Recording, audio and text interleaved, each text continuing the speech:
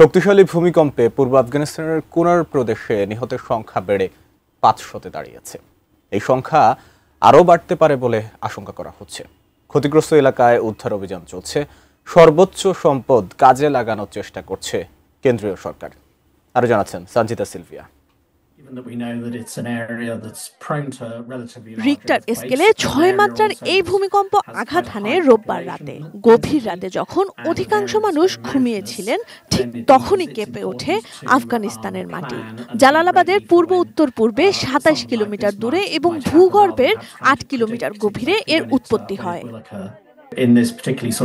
সবচেয়ে বেশি ক্ষতিগ্রস্ত হয়েছে পাকিস্তানের সীমান্তবর্তী কুনার প্রদেশ। স্থানীয় কর্মকর্তারা জানান, এই প্রদেশে অসংখ্য ঘরবাড়ি মাটির সাথে মিশে গেছে।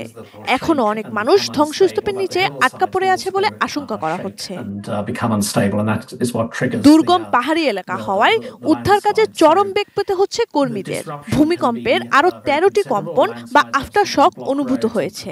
বন্ধ হয়ে গেছে অনেক সড়ক পথ। ফলে হেলিকপ্টার ছাড়া উদ্ধার কর্মীদের পক্ষে ক্ষতিগ্রস্ত এলাকায় পৌঁছানো কঠিন হয়ে পড়েছে।